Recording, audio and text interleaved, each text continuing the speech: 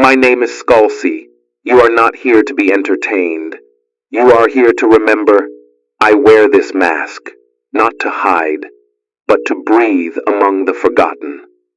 The body is fragile, but memory is carved in its nerves. Welcome to Open Heart. This place is not about horror. It is about truth. The truth that beauty and decay are the same heartbeat, and that every broken form is still searching for its meaning. We live in an age where perfection has become a weapon. We polish the skin until it reflects nothing. We erase the scars, and in doing so, we erase the evidence that we were ever alive. Open Heart exists to study what remains after the illusion fades. To open the body of thought and expose the machinery of fear, love, and time. Here, every image is a wound, every silence a confession. And what you are about to see is not fantasy, it is reflection. Image 1. The procession of flesh. They march without faces, without eyes, their hearts beating in the open air, pumping truth into a sterile world. People stand around them, watching as if witnessing an execution. But this is not death. It is exposure.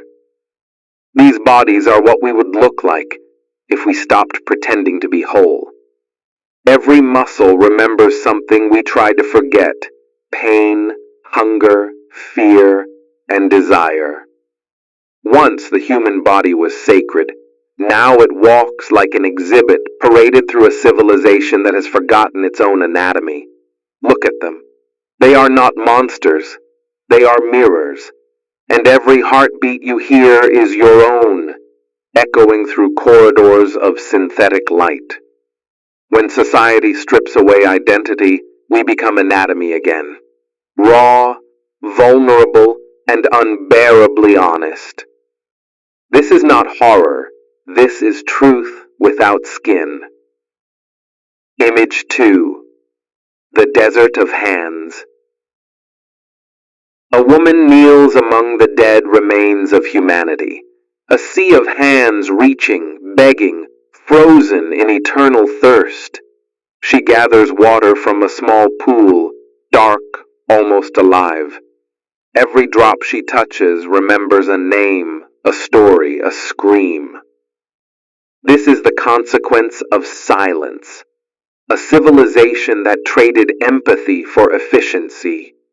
The hands are not reaching for salvation, they are reaching for memory. They want to touch the past, to feel warmth one last time. The desert is not made of sand, but of repetition. The repetition of human error, the same mistake that built every empire, believing that we could exist without compassion. And yet, she drinks. She drinks because even in decay, the body refuses to stop searching for meaning. This scene is not about death. It is about persistence. The persistence of the human need to feel even when surrounded by the ruins of feeling itself. Image 3. The synthetic body. Inside a white corridor, a figure stands. Its skin, polished like a mirror, its ribs, sculpted from something between bone and plastic. Its eyes, wide, hollow, perfect. This is the future we built, dash. A body without pain, a mind without chaos, a soul without resistance. But perfection always hides a scream. Listen closely. You can almost hear the breath it doesn't need to take. Artificial life is not evil. It is simply honest about what we truly wanted: control, beauty, eternity. We tried to create something better than human, but what emerged was the absence of humanity itself. The synthetic body does not age. It does not bleed. It only stares back, asking us what we were trying to escape. Perhaps the horror is not that machines will replace us, but that we already behave like them. Predictable, cold, imitating purpose while forgetting why we began to move. This is not a machine's nightmare, it is ours. Image 4. The clockwork wound. A single finger, a small wound. Inside it, gears turn metal teeth grinding against flesh. The body has become a factory of time. Each rotation of the wheel, a reminder that we tried to merge with our own inventions. We are not creating technology anymore. We are becoming it. The wound bleeds, but also ticks. The gears glisten with oil and blood, and somewhere between the two, the definition of life begins to dissolve. We once believed that progress was salvation, but progress without empathy is just corrosion wearing a suit of gold.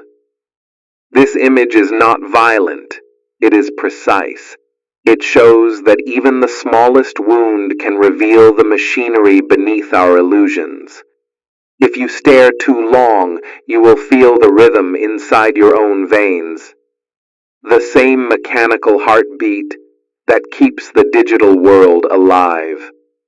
The horror here is not in the blood, it is in the realization that we have accepted the clock as our God. Closing. The Open Heart Manifesto. This is the world we built. A world where flesh imitates metal and metal dreams of being alive. We call it progress, but it feels more like surrender. Still, something resists. Something beneath the circuits, beneath the silence, keeps beating. The open heart does not seek to heal. It seeks to understand. Because only by opening the wound can we see what was hiding inside.